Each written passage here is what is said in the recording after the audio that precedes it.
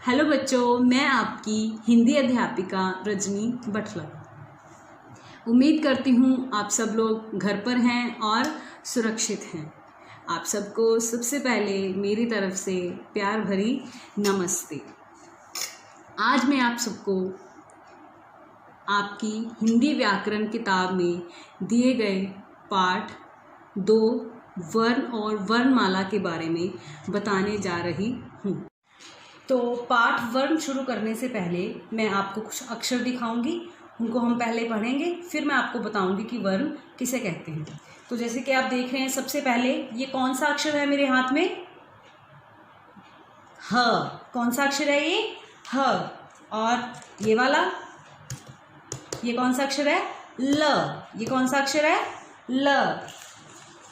और ये स,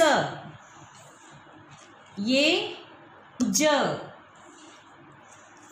ये कौन सा है? ख। तो हम सारे अक्षर फिर से पढ़ेंगे। ह, ब, ख, ल, स, ग। तो हमारे पास हिंदी में ये कुछ अक्षर हैं।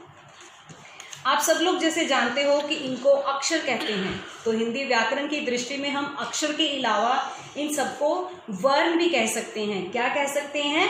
वर्ण। यानी कि ह अक्षर भी है और हिंदी व्याकरण में हम इसे वर्ण भी कह सकते हैं। बिल्कुल वैसे ही ब अक्षर भी है और हम ब को हिंदी व्याकरण में वर्ण भी कह सकते हैं। ख भी वर्ण है, ग भी वर्ण है, उसी तरह स भी वर्ण है, ल भी वर्ण है और ज भी वर्ण है। पता है कि आज हम कर रहे हैं वर्ण और वर्णमाला। तो यहाँ आप जैसे देख रहे हो, मैंने लिखा है एक शब्द कलम कलम। क्या लिखा है मैंने यहाँ? कलम कलम। संसार में सभी प्राणी अपनी अपनी ध्वनियों से पहचाने जाते हैं। हम जब भी कुछ बोलते हैं तो हमारे मुंह से कुछ ध्वनियां निकलती हैं। जैसे कि कलम, मैंने आपके सामने शब्द लिखा है। जब भी हम बोलते हैं हमारे मुंह से कुछ ना कुछ ध्वनियां निकलती हैं। जैसे मैंने आपके सामने अभी एक शब्द लिखा है कलम। तो कलम शब्द की ध्वनि है क। यह कलम शब्द की ध्वनि है। मतलब हम कलम शब्द को ऐसे भी लिख सकते हैं अलग करके, ये उसकी ध्वनि है। कलम शब्द में 3 वर्ण हैं। कौन कौन से? क, ल और म। इसी तरह अब हम 2 वर्णों वाला एक शब्द लिखेंगे, जैसे ब, स, बस। तो हम बस की ध्वनि भी हम ऐसे लिख सकते हैं, ब,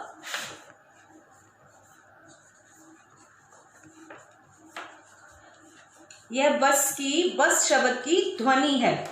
उसी तरह अगर हम किसी एक वर्ण को लिखते हैं, जैसे कि हम ल लिखें, ल ऐसा वर्ण है जिसकी हम इस प्रकार ध्वनि नहीं लिख सकते, जिसकी हम इस प्रकार ध्वनि नहीं लिख सकते जैसे हमने कलम की लिखी है या हमने बस की लिखी है।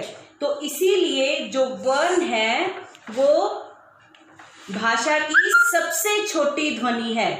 क्या है वर्ण? भाषा की सबसे छोटी ध्वनि है।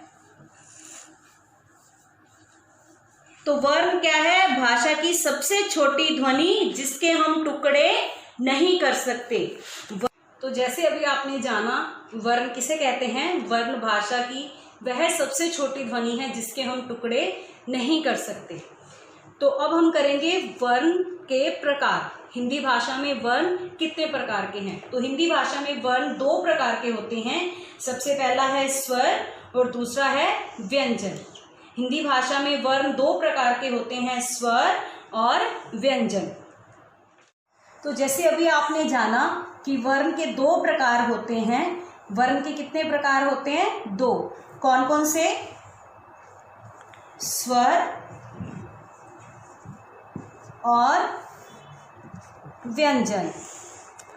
स्वर और व्यंजन। तो आप मुझे बताइए कि हिंदी भाषा में स्वर कितने हैं? 11 हैं। और हिंदी भाषा में व्यंजन कितने हैं? 33। और अगर हम स्वर और व्यंजनों की कुल गिनती को मिला देते हैं तो कुल कितना बनता है? 44। कितना बनता है? 44। और अगर वहीं हम वर्णों के दोनों प्रकार, मतलब स्वर और व्यंजन को अगर मिला देते हैं, दोनों का प्लस करते हैं, दोनों को मिला देते हैं, तो हमारे पास बनती है वर्णमाला। क्या बनती है हमारे पास? वर्णमाला। स्वर और व्यंजन के मेल से हमारे पास क्या बनती है? वर्णमाला। क्या बनती है हमारे पास? वर्णमाला। तो अब करते हैं बात हम वर्ण के सबसे पहले प्रकार स्वर। सबसे पहला प्रकार कौन सा है वर्ण का? स्वर। तो हिंदी भाषा में स्वर कितने हैं? हिंदी भाषा में स्वर 1, 2, 3, 4, 5, 6, 7, 8, 9, 10 और 11। हिंदी भाषा में कितने स्वर हैं? कुल 11। कितने स्वर हैं? कुल 11। तो ये हिंदी के 11 स्वर हैं। तो चलिए अब बात करते हैं वर्ण के दूसरे प्रकार, जिसका नाम है व्यंजन। जिसका नाम है व्यंजन। सबसे पहला प्रकार जो था वर्ण का वो था स्वर, और अब हम बात कर रहे हैं दूसरे प्रकार की, जिसका नाम है व्यंजन। तो ये सारे व्यंजन हैं, और हिंदी व्याकरण में कुल कितने व्यंजन हैं? 33 व्यंजन हैं। हिंदी व्याकरण में कुल कितने व्यंजन हैं? 33 व्यंजन हैं। जैसे अभी हमने जाना हिंदी व्याकरण में दिए हुए व्यंजनों के बारे में, अब हम जानेंगे हिंदी में दिए हुए कुछ संयुक्त व्यंजनों के बारे में। कुछ संयुक्त व्यंजन।